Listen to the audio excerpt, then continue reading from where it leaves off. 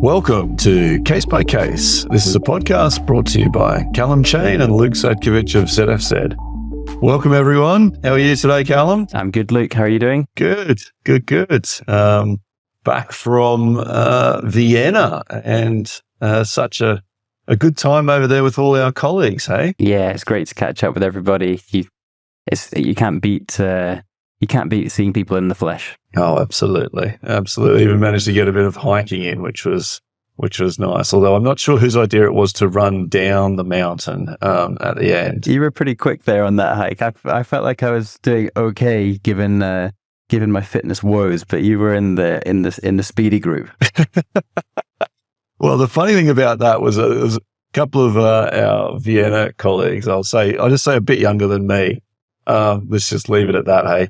And between the three of us, somehow we decided it would be fun to start jogging down the mountain. And I think each of us were separately thinking, but not voicing, why are we actually running down the mountain? So we got to the bottom in a pretty good time, and then all looked at each other going, well, that was fun, but you know. There was a bit of a difference between our kind of UK-US offices and the Vienna office in terms of hiking ability and also hiking preparation. When we came down to breakfast in the morning, we'd all signed up to the big hike. Obviously, there was the option of the big hike or the medium hike, and being a group of lawyers, the big hike was massively oversubscribed. And despite probably on my for me at least, probably the wrong thing to do. But I remember coming downstairs and seeing a number of people very well equipped in all the right gear, and then a few of us in sort of shorts and a t-shirt thinking, how hard can it be? It turns out pretty hard. Snow on the top of the mountain and everything. Anyway, it was good fun. And sorry for missing last week, everyone. I know we didn't hit our usual Thursday pod, but we're back on routine this week, and we've got an interesting one. I know it's a topic that Calum's had an interest in for quite some time now. I'm also really fascinated by this topic because I think it highlights one of those key areas where the law may be saying one thing and the commercial parties may not fully appreciate what the law is saying on this topic. I don't know if that's fair from your perspective, Calum. And interestingly, at this stage, the arguments they almost didn't argue this point. And I find that quite interesting that the law is so set on this point, even though we actually covered the High Court decision of this case, and we covered that with a chartering broker, Tim Hartland, and our conversation with him at the time, he was very surprised by this decision. He was very, very surprised that a decision, well, not so much by this decision, but the consequences of this decision and what it would mean from the commercial side. And actually, when we moved to the Court of Appeal decision, that's not even really contested fully. The barrister for the appellant saying that the High Court got it wrong, it basically leaves that point aside to focus on arbitration agreements and this doctrine of separability.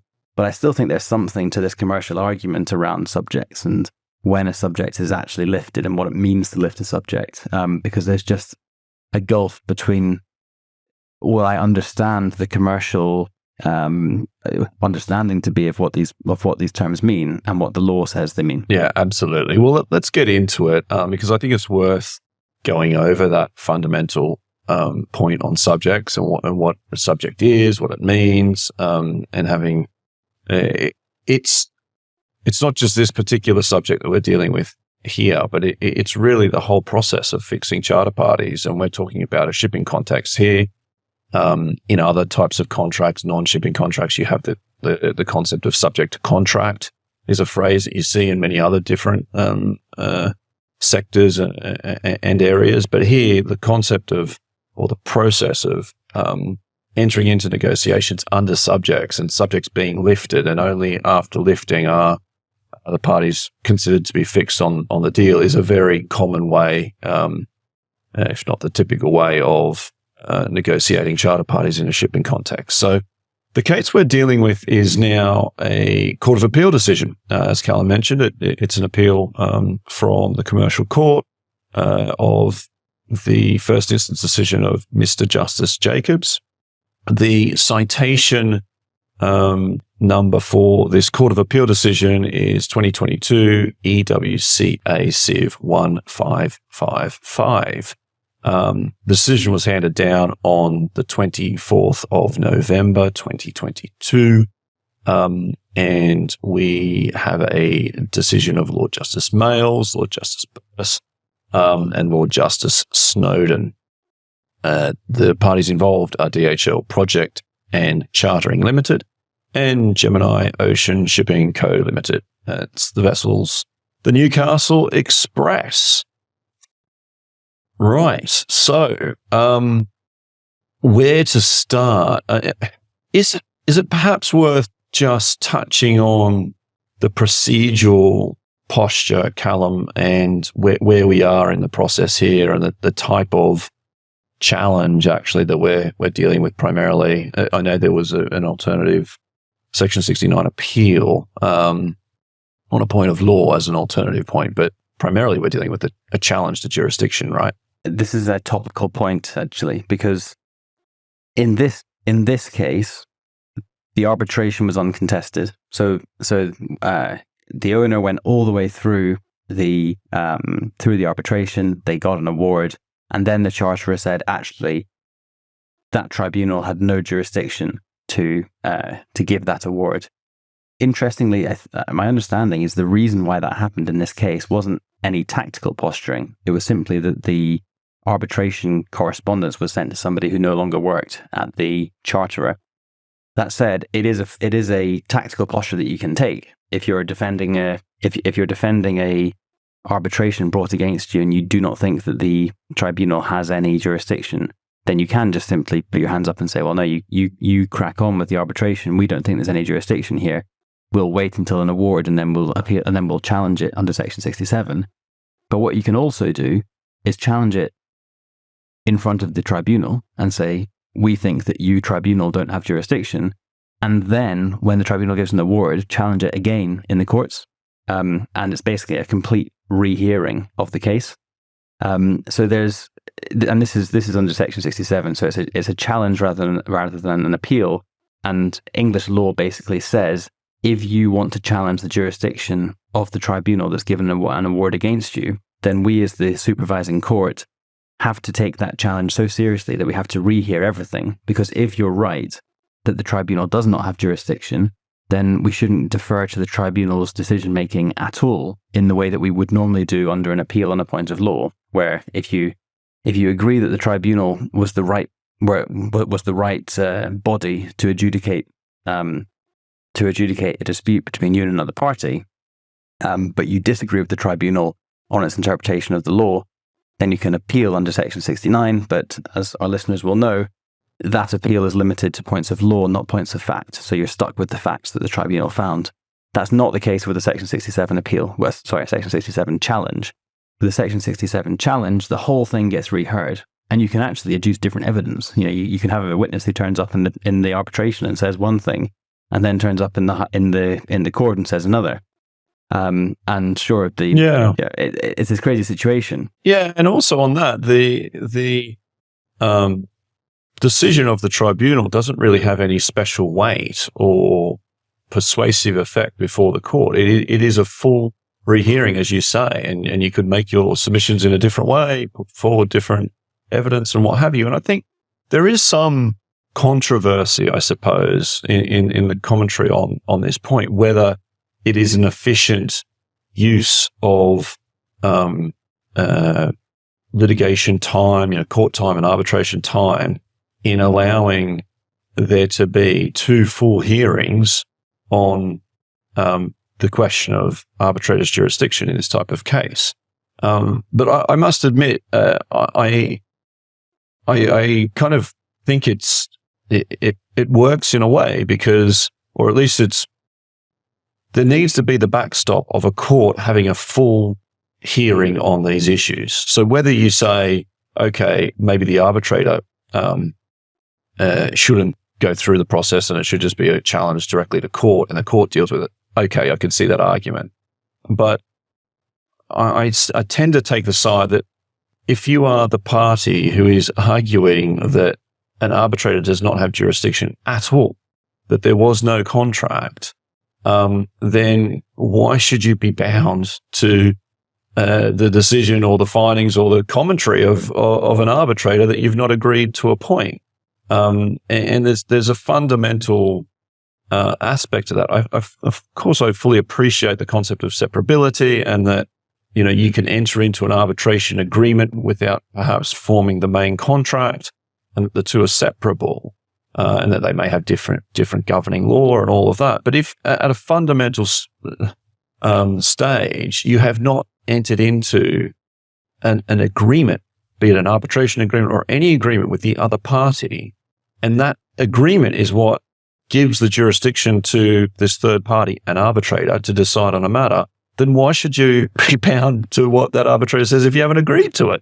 It must be a question that is resolved by a court hearing all the evidence one way or another. And also, why should that tribunal's evidence or that tribunal's findings have any weight at all in that decision making by the court? But what we're discussing here is being discussed in depth by the Law Commission in their review of the Arbitration Act 1996, and this is probably the key controversial point on the arbitration on the Arbitration Act. What do they do about this two bites at the cherry Section 67 issue that they have? And honestly, it's difficult as well from a practitioner's perspective. We had a case last year, and we had to sit down with the clients and explain to them, you have this case. If you run it all the way to the, you need to bring your claim in arbitration. If you run that claim all the way through in the arbitration and we get a positive award, then that's great. But we then have to do it again in the court because it was a similar question to this. Has a contract been formed or not? And that's not an easy thing to explain to a commercial party, saying, what's the point of the tribunal? What's the point of the tribunal at all? And we say, well, the reason we need the tribunal is because we say the tribunal has authority to deal with this. And then they say, well, what's the point in the court? We say, well, actually, the other side says the tribunal doesn't have authority to deal with this. So both of them have to agree. It's hard to explain to anyone, I suppose, anyone who's ultimately paying the fees, that this is a sensible way to go about it. Yeah. Well, look, it's something to come back to, I think, once we get the Law Reform Commission report and look into this some more. We could talk about this as a topic in and of itself, I think, for quite a while. So as you say, in this case, before the judge at first instance, we had a Section 67 challenge and then a residual Section 69 appeal on a point of law if the Section 67 challenge failed. And as it turns out, the judge upheld the challenge at first instance, found that the arbitrator did not have jurisdiction because no contract had been formed, and we'll get into why that is in a minute. So the Section 69 appeal was not needed. It didn't kind of come into the reckoning, but he did actually go on to say that if I'm wrong on the Section 67 challenge and that point's overturned, then I think that there would be an error of law here.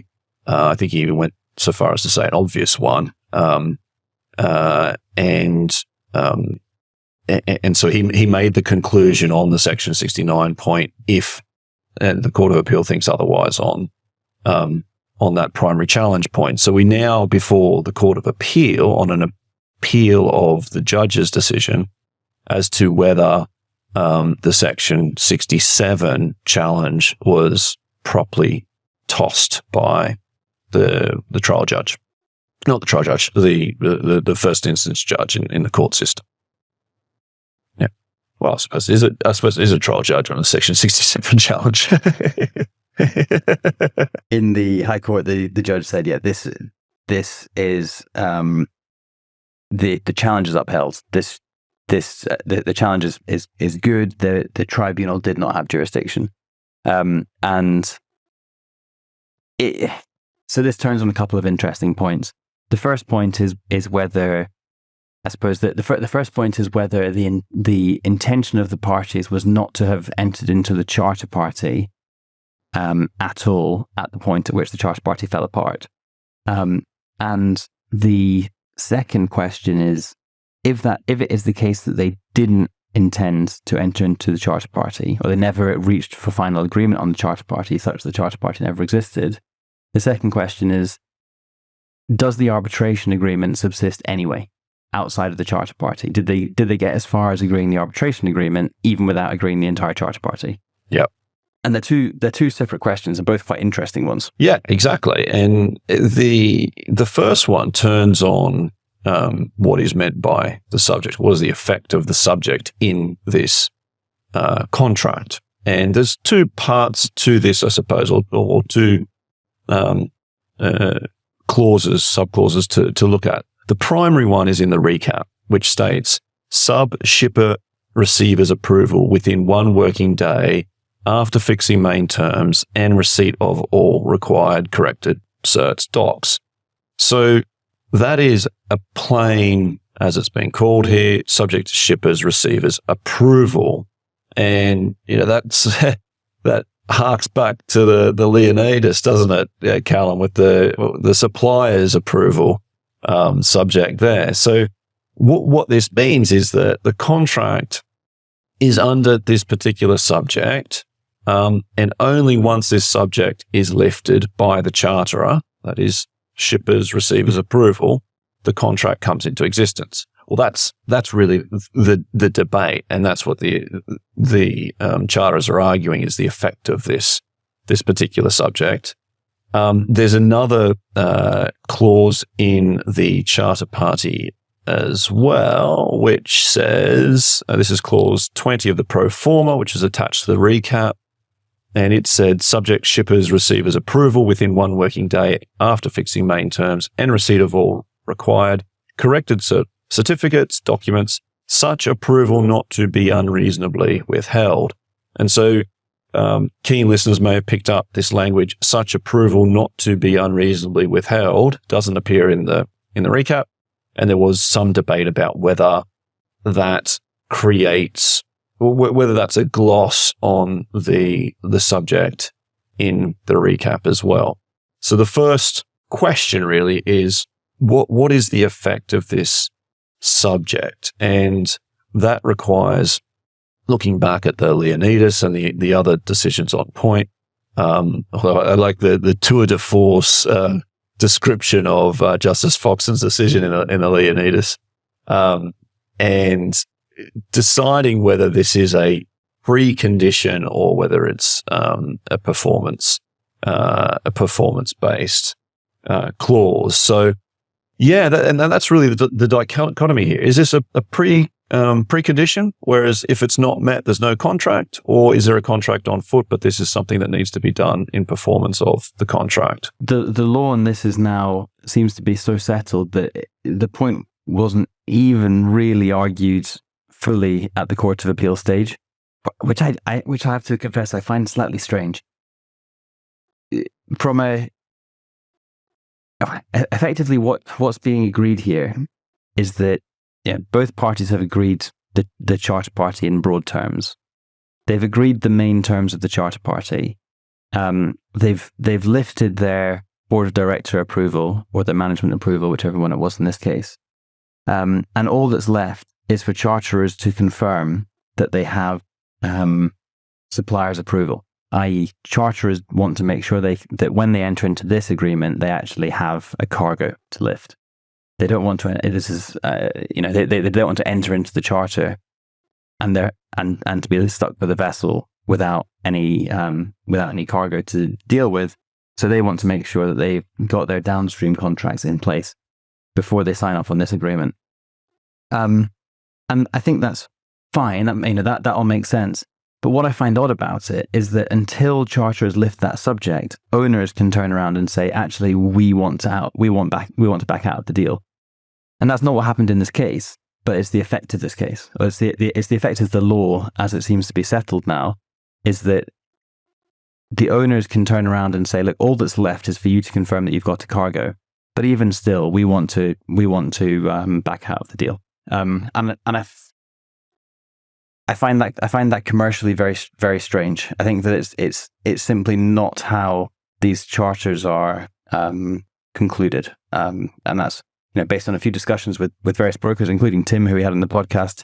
He was quite surprised by that outcome. Yeah, and Calum, this really, and I'm glad you went there, because this is one of the key issues I've got with this whole debate or this whole area of law. And I'm like you, I don't feel it's as settled as it seems to be, if I can say that in my humble opinion. But if you look at paragraph 38 of this decision, it says, although an agreement on subjects leaves either party free to withdraw until the subject is lifted, such an agreement nevertheless serves a useful commercial purpose. It provides a convenient summary of the state of the parties' negotiations. It identifies what remains to be done in order for the agreement to become binding, and it provides commercial, albeit not legal, pressure on the parties not to withdraw for reasons unrelated to the subject in question, such as a change in the market. I don't know. I read that and I'm like, is that really what's going on here? Is that really what the commercial parties are doing?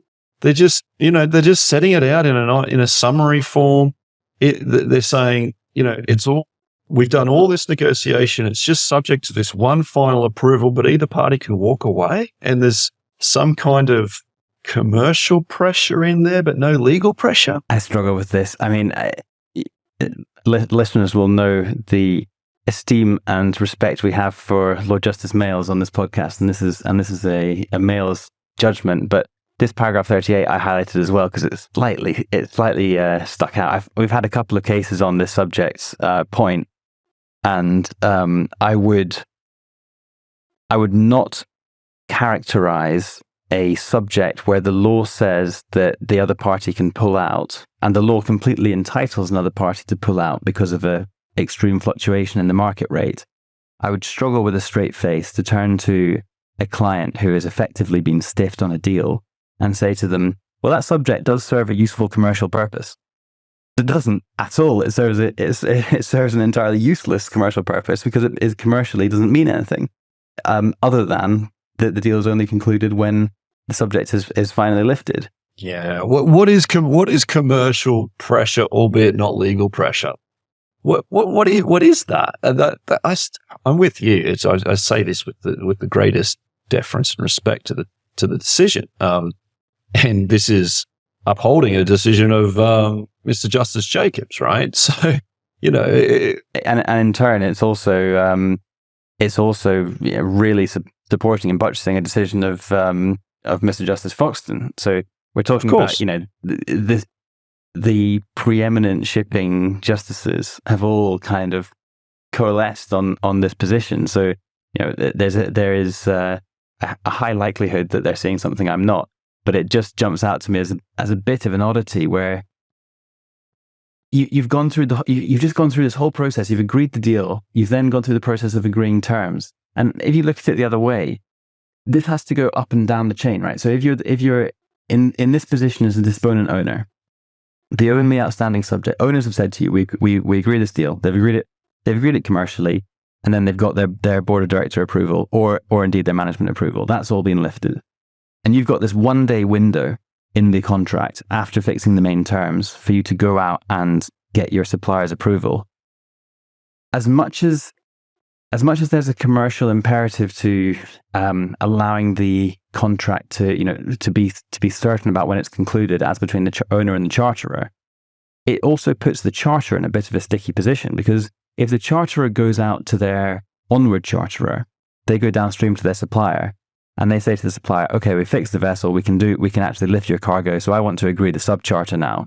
They sign off on the subcharter, but before they've gone back to the owner saying we've lifted that subject, then if the owner in the head charter pulls out before the disponent owner comes back to them and says we've fixed with the supplier, we're good to go, then actually that disponent owner is caught in the middle, and the head owner has pulled out, and they've fixed their Totally downstream charter. Instantaneously fix down the chain and lift subs up the chain. And if in that 5-minute window, you happen to get the owner pulling out, you're in a spot of bother.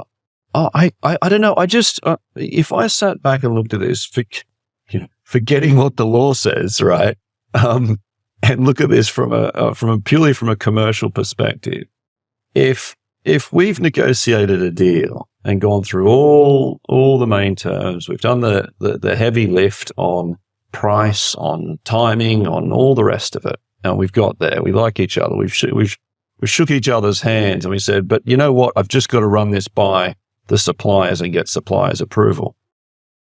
I think the parties at that stage have contemplated they've got a deal.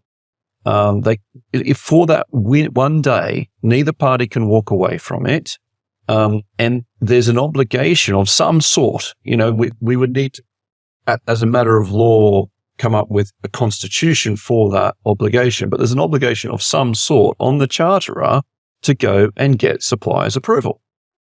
Then I think that what the law should be doing is putting something around that step. Like, what is that? And that's where I think the courts have difficulty, because you would then be reading into what the parties actually agree the charters will go away and do. How far do they have to push it in going to one supplier, two suppliers, a dozen suppliers before they've fulfilled that duty to go and seek suppliers' approval? But because it's difficult, though, does it mean that the law shouldn't do that if that's what the parties have agreed? Yeah, and the law has a pretty ready-made solution for this, which is the performance condition. So if there's a performance condition, the performance condition is where you have agreed the charter, but performance of the charter is contingent on something else happening. In that situation, there is this reasonable endeavours obligation on the parties to go and achieve that something. So they have the ready-made option for this, and there was a case which I don't remember the details of entirely, but it was a sale case. I think it's called the Merak, MERAK, and it may even be referenced in this judgment. Actually, I think from memory it is. But in that case, there was a sale that had been agreed. So the MOA has been concluded, and the parties know what they have to do, and the sale is subject to survey. So in that case, it was held that subject to survey was not a precondition. So it was a performance condition, and the seller had to go away and get a survey, and the buyer had to accept the survey if the survey said that the vessel was in reasonable condition. So unless the surveys threw up something that let the buyer say, actually, we don't want this ship anymore, then they had to continue with the sale. And I think that makes sense, because if we think about the language, what are they saying? They're saying we've agreed this deal subject to a shipper approving it, or subject to a shipper approving our end of the deal. They've not said we've agreed this deal subject to anything else happening. They've been very clear about it. You've got one day. This deal is subject to supplier's approval, and you've got one day to go and get it. It just seems odd to me that an owner would be entitled to fail the fixture in those circumstances where they've basically said to the charterer, "We're fixed. You've got a day. Go off and find your cargo for us." Yeah. Well, this goes to that divide between a precondition and a performance condition on whether the content of the subject is within the control of that one party, or it's within the control of a third party, right? And it's that third party who's identified, which is the example you're giving with the survey in the hands of a third party. And that would lend itself to be more a performance condition. And the conclusion that Mr. Justice Foxton reached in the Leonidas on supplier's approval was that he thought that there was strong support for that being considered as a precondition and not a performance condition. And his reasonings for that was that that it was for the charterer to determine who its contractual supplier was.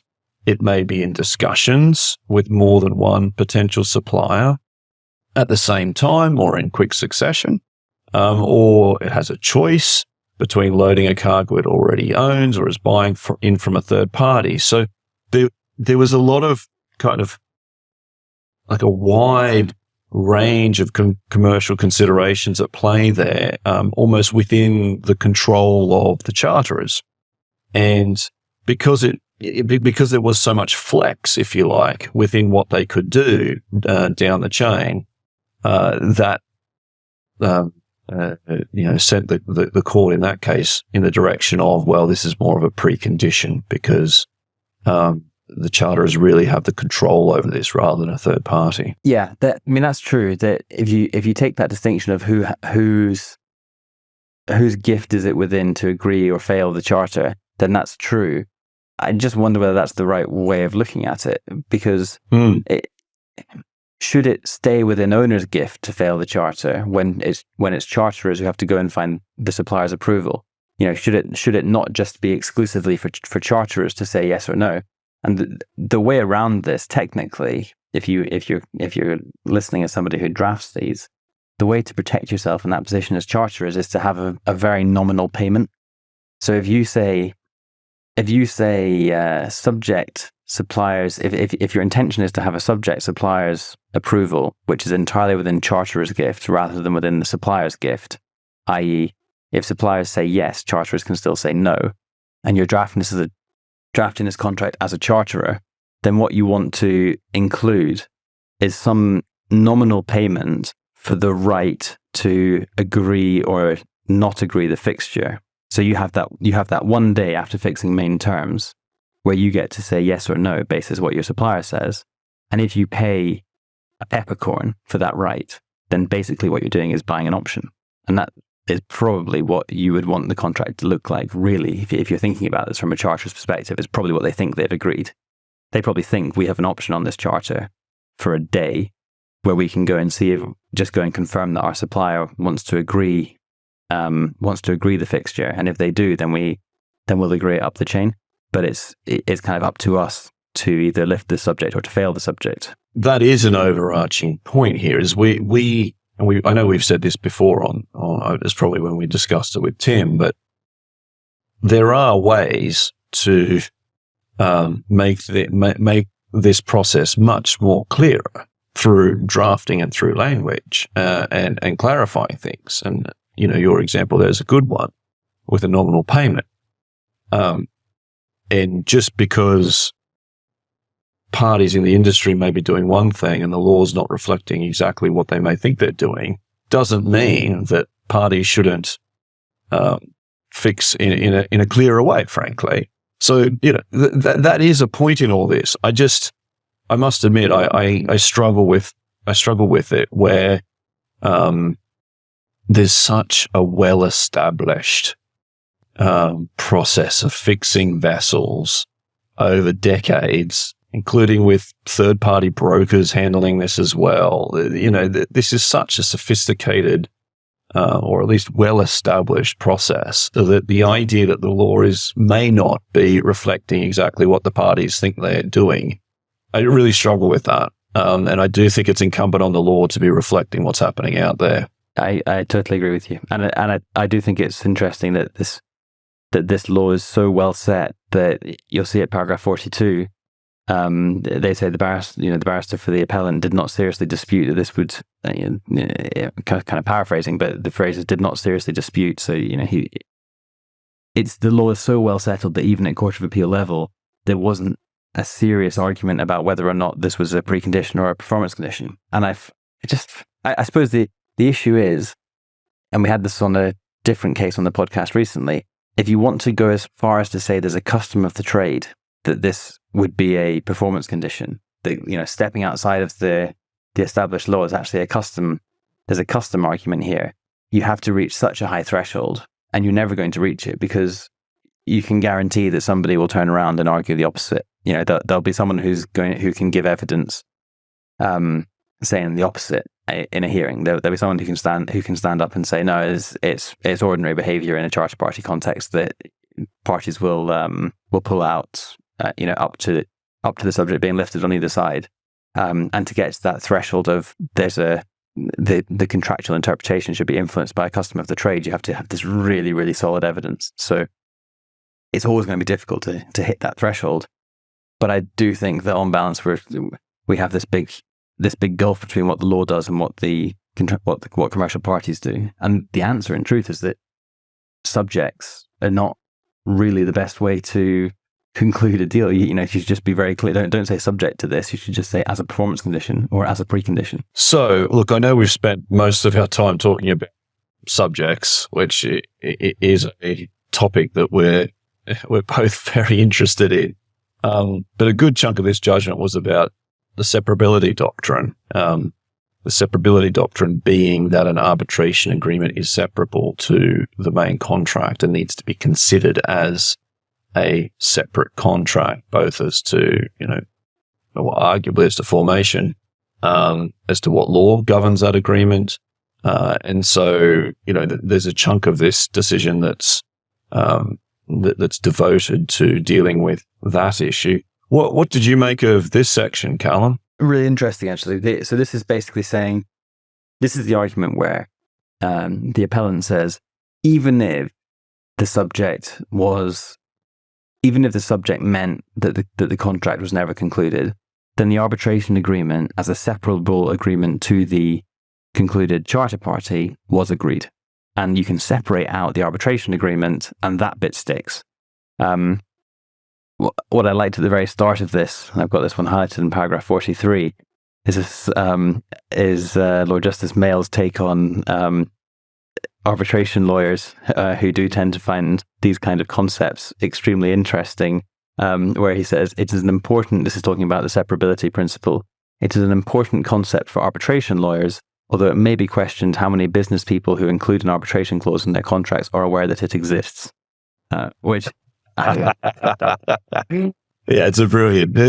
there's always something in Lord Justice Mayall's decision that makes us smile. That's it. And that was it for me. The amount of time that you can spend arguing over the finer details of arbitrability or separability or all these points connected to arbitration clauses, and it just, I think in a sentence he's kind of dismantled that that industry quite nicely. But it is an interesting point. So what do you think? It's like trying to tell a client is in the chartering department, you're actually agreeing two agreements here. This is not one deal. This is two deals. You're doing a deal for arbitration, and you're also doing a deal for to buy and sell or to fix your ship.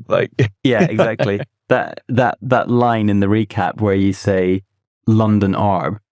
What you're actually doing there is concluding a binding agreement to arbitrate your disputes under this contract in London. And that's a separate agreement to the charter party that you're concluding. So you may not have given them equal weight when you're thinking about them, but that's a separate agreement. And if you really want, we can go into different points around what law should govern that arbitration agreement. And you go down the rabbit hole, which we are guilty of all too often on this podcast. Yeah, we like rabbit holes, but I'm not sure. Are we going to get into the depths of this one? I think we can do it at a reasonably high level. Okay, hit me. Because there are two different. Lord Justice Mayall talks about two different situations. He talks about two situations where a contract has fallen apart, and he says, in one of these situations, the arbitration agreement can be separated out, and in the other one, it can. In the other one, it falls with the charter party. And what he's talking about is a contract which at some point becomes void or voidable for some kind of wrongdoing. So let's say the contract becomes or is argued to be void on the grounds of illegality. Then you can say, well, the contract was concluded and the arbitration agreement as a separable agreement was also concluded, even though the contract then failed to exist for illegality grounds. So any dispute around that contract can still fall within the arbitration agreement. Or you take the other situation, and Lord Justice Mayall says we're in this other camp, which is where the entire question is of the contract ever being agreed at all to start with. And he says, in that situation, you cannot separate out the arbitration agreement and say that it was agreed at some earlier stage. It lives and dies with the contract. And there are a couple of cases that they refer to on this, but the key one is the Fiona Trust case with Mr. Justice Staines' reasoning, and he talks about these two situations. The first situation being a dispute as to whether a party ever assented to a contract containing an arbitration clause, and the second situation being one where the parties did assent to the terms of the contract containing the arbitration clause, but the agreement is invalidated on some other legal ground. And we can go, we can go quite far down the rabbit hole on that, but fundamentally, that's really the dichotomy here. And it's if you agree with that distinction, and the law certainly does, and it's hard to see how you get through that distinction. Then this is obviously one of the former cases, i.e., one of the cases where the entire dispute is about whether the contract was agreed at all. Must make sense, right? It must make sense. Where an issue goes to whether the contract ever existed, and you say that the whole contract was subject to some other event happening, and that event didn't happen. To then try and keep one part of that in a separate agreement alive, just, I don't know. It doesn't make much sense to me. And I think the law's right. Now, it's a lot more nuanced than that. And there's about 10 pages on this in this decision. And the separability doctrine is something that arbitration specialists are fascinated by. And we've had cases where we've had to argue this. But I think at its core, just stripping it back to take the key principle away from this, if you have something where the contract has at some point existed, or you can argue that the parties had intended to enter into contractual relations of some kind, then and then there's a failure, almost like a post facto failure of some kind, then you can see why the arbitration agreement might remain alive, notwithstanding that illegality or that other, fundamental flaw. But when it's something that goes to whether they even agreed to it or not, it's almost like, as you said right at the outset, this case was not defended on the basis of a tactical decision not to participate in the arbitration. But in those cases where there is a tactical decision not to participate, the very reason or the very kind of rationale for adopting that approach is that I didn't agree to this. I did not agree to enter into a contract with you. I certainly didn't agree to enter into an arbitration agreement with you absent the main contract. I was either entering into a contract with you or not. I didn't intend to, so I'm certainly not going to agree to go along to this supposed arbitrator who I'm not bound to. And we've had clients come to us and take that exact point and run that very point. And I think the argument against it, which I think is a difficult argument, but there is maybe something to it, is more on kind of policy grounds around arbitration. And this is what was put forward. It was basically a slight gloss on the law to say really what the law is saying is that where there's a clear intention for the parties to be bound by some form of arbitral proceedings, then the court should be supporting that rather than undermining it, and the court should be letting the arbitration go ahead unless there's clear language saying otherwise. And here, the main terms they weren't agreed, as we know, but they were, I guess, settled. The parties knew what they wanted as the main terms, and it was just this one subject that was outstanding. So the argument goes, well, I guess the argument is almost they've got close enough, and the court should support them to resolve the disputes by the form that they've almost agreed. It's tricky, and I think under English law, under black and white English contract law, it doesn't work. But I can see the general argument in terms of policy and upholding the integrity of arbitration and encouraging arbitration and all these points behind saying, well, you've basically agreed that you want your dispute to proceed on these grounds, so we should let it go on those grounds unless unless there's some clear wording to the contrary. I completely agree. And look, I'd only sign off by saying that there's a really useful summary at the end of this case at paragraph 80. If you want to jump to it, it's a good decision to read. But if you want to get a bit of a cheat sheet after listening to our podcast, then there's a place to go in the decision. And if you've got a subject case, I think this is the place to start. That said, and it sounds like Calum as well, don't think that this will be the last word on subjects in the future. I know it seems very fixed at the moment, but I don't know. I think there's more to it. I think there's a case out there that might test this. I think that's right. I think there'll be cases that just get closer and closer to what is a performance condition, and maybe create some uncomfortable territory for the court in future decisions. Yeah, and look, for our clients and our industry listeners out there, that chartering departments and what have you, that listen in, there is some tightening to be done on the use of subjects. There's definitely some language improvements that could be made, and I say that with respect to everyone out there. But I'd suggest that some of the language that could be used could be tightened to make it much clearer as to what the parties are actually intending to do here, including, as you say, whether it's an option, whether owners can walk away, whether either party can walk away within the one day. And if you're negotiating where you've got that one day with that vessel locked up, you want to make sure you've got that as a charterer. You've got that vessel locked up, and you should be using better language than we're seeing in some of these decisions. Absolutely. It's one of three things. Either party can walk away, or it's one party can walk away with absolute discretion, or it's both parties have to try and do something to achieve the subject which is there, and there is this obligation on both parties to try and achieve the thing.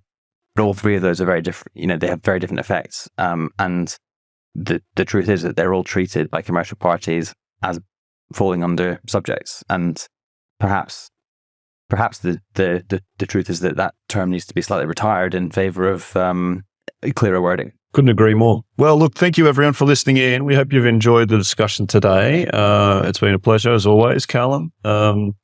Take care. Until next time, everyone. Cheers. Bye.